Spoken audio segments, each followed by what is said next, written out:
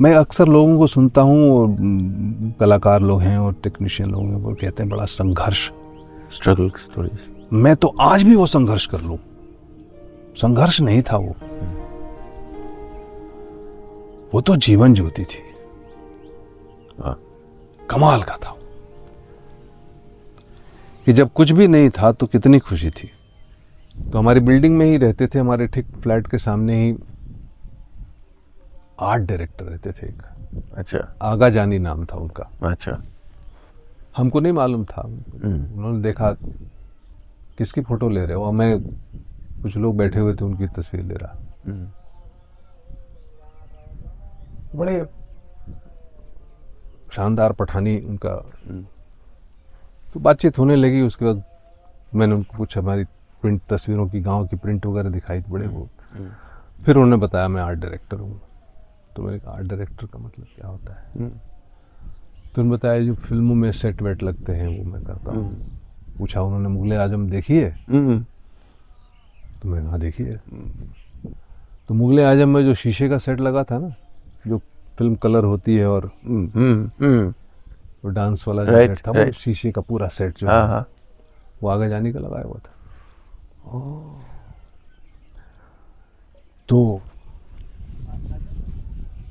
उनके साथ कभी कभार बातचीत होने लगी। तो आगा जानी साहब एक दिन संडे को सुबह सुबह कहीं निकल रहे थे। मैंने पूछा कहाँ जा रहे हो आगा साहब? तो बोले वो यार डायरेक्टर को मिलना है, उसका सेट लगा हुआ है पिक्चर। तो मैं जरा जा रहा हूँ। कहाँ शूटिंग चल रही है क्या? हाँ शूटिंग चल रही है, मैं चलूँ आपके साथ? तो हो लिया साथ उनके। सांता क्रूज वो उतरे ट्रेन से, दहीसर से, वहाँ से वो टैक्सी पकड़ी और चले आए। सन एंड सैंड होटल में शूटिंग हो रही थी। अच्छा। और शूटिंग धर्मा पिक्चर की हो रही थी। ओह। प्राण साहब थे, नवीन निश्चल, बिंदु जी, रेखा जी। और एक्शन सीन था, गाना राज को राज रहने दो। ओह। याद है ना? जी जी। तो चांद साहब थे डायरेक्टर। तो मैं गया, वो चांद साहब से अपना बातचीत, और वो प्रोड्यूसर से भी उनकी बातचीत इतनी चल रही थी, हो रही थी। तब तक देखा मैंने तैयारी हो रही है साहब, ट्रैक लग रहा है, उधर से हैंगर में ड्रेसेस जा रहे हैं, गाने की लाउड स्पीकर पे ट्रायल चल रही है। वो बड़ा सा शीशा लगाया है, उसमें चीरा लग रहा है डायमंड का, वो तोड़ के निकलना था। सेट लग रहा है, और एक माहौल जो था वो कमाल का, इलेक्ट्रिक। साइंस भी है, आर्ट्स भी है, ब्यूटी भी है, एस्थेटिक्स भी है। धीरे धीरे देखते देखते, मतलब 1 घंटे भर में जब तक उनकी बातचीत खत्म हुई तब तक तो मैं जकड़ गया। वो उसके बाद वो बातचीत खत्म हुई, चलो मैंने कहा मैं निकल जाऊंगा, आप आराम से, थोड़ा मैं यहीं खड़े होकर देखता हूँ। तो चूंकि लोगों ने मुझे आगा जाने के साथ आते हुए देखा था, फिर भी मुझे लगा कोई निकाल ना दे, तो मैं एक कोने में खड़ा हो गया एकदम दीवार के साथ लग के। और नीलेश सुबह 9 बजे से लेकर रात के 9 बजे तक मैं बाथरूम तक नहीं गया, मैं वहीं खड़ा रहा कि कोई निकाल ना दे मुझे। एक बार गया तो वापस ना आने दे, क्योंकि रोक रहे थे लोग।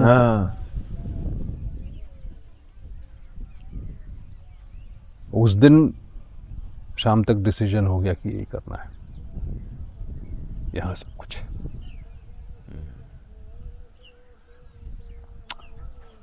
तो रात को जब लौटा तो रात को ही आगा जाने साहब वो अपना बैठे कुछ आराम फरमा रहे थे।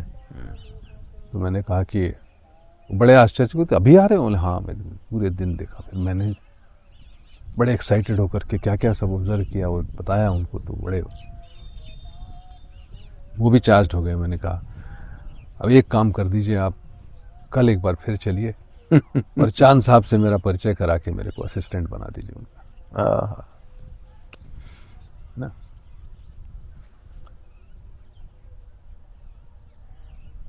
तो आए बेचारे वो अगले दिन सुबह, हम लोग 11-12 बजे पहुंचे और चांद साहब देखा मुझे, हाँ ठीक है आने दो। 12 असिस्टेंट थे उनके पहले से। अच्छा। आज भी याद है मुझे, चीफ असिस्टेंट का नाम था देवा। वो पता नहीं देवा ने कभी फिल्म बनाई या नहीं बनाई। मैं लग गया। अच्छा, ज़माना ऐसा था उस वक़्त, सिस्टम ऐसा बना हुआ था कि जो बड़े 1-2 असिस्टेंट थे वो यूनिट के साथ, और सन एंड सैंड एक ही होटल था पूरे जुहू में उस समय, कोई दूसरा नहीं था। बियाबान होता था एक। जुहू बस स्टॉप के ठीक सामने वो चिलिए का होटल आज भी है, रेस्टोरेंट, जहाँ वो बड़ी वाली रोटी और कीमा। हम लोग मैगजीन में पढ़ते थे कि सन एंड सैंड होटल में पार्टी हुई, मायापुरी मैगजीन में। जी वही सन एंड सैंड, वहीं से जीवन शुरू हुआ। तो हम लोग को मतलब जो ऐसे फालतू के असिस्टेंट थे, हम लोग को 5 रुपए की पॉकेट मनी मिलती थी। अच्छा। और यहाँ और अब जाइए, पूरा दिन निकल जा रहा था आराम से। तो जब लंच वंच होता हम चले जाते थे चिलिया होटल में, आराम से जम के रोटी और कीमा खा के चले आते थे। और अपना 4 दिन की शूटिंग थी, 4 दिन में वहाँ गाना पूरा हो गया। और 5वें दिन जुहू 10th रोड के ऊपर में कुछ गाड़ी का एक उसी गाने का पोर्शन कुछ बचा हुआ था। तो नवीन निश्चल साहब, गाड़ी थी मेरी ड्यूटी लगी थी कि जब भी ये सड़क पर कुछ चप्पल पहन के वो गाड़ी नहीं चला पाते थे, वो पुरानी वाली गाड़ी थी। अच्छा। तो जब गाड़ी से उतरते थे तो मैं चप्पल उनकी रख देता था, तो वो चप्पल मतलब बाकी का शॉट उनका होता था। मेरी ड्यूटी वही लगी थी। कई सालों बाद, क्योंकि तब तो दोस्ती हो गई थी नवीन निश्चल और प्रवीण निश्चल। तो मैंने नवीन को याद दिलाया, मैं क्योंकि नवीन आपको याद है। तो he didn't remember of course, like याद है, but that's how life had begun. But Nilesh, वो 4-5 दिन के बाद मुझे ऐसा लगने लगा कि कई साल लग जाएंगे मुझे डायरेक्टर बनने में अगर यहाँ लगा रहा तो। अच्छा। तो सीखना जरूरी है, इतना टाइम नहीं है मेरे पास।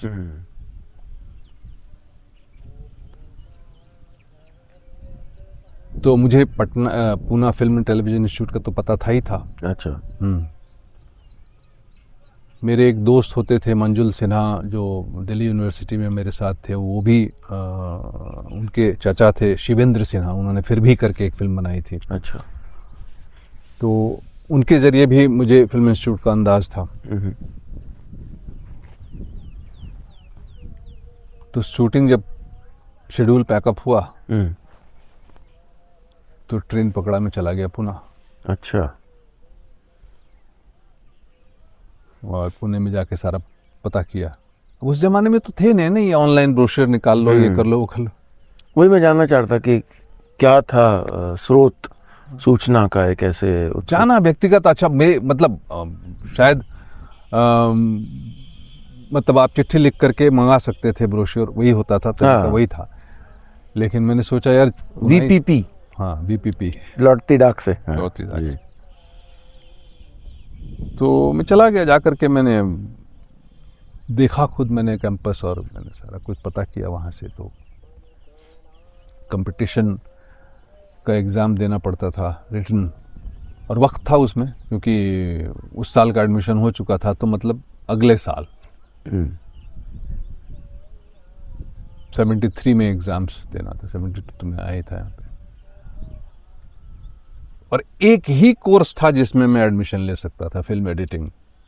क्योंकि मैं 12वीं पास था, ग्रेजुएट तो था नहीं, तो डायरेक्शन कर नहीं सकता था।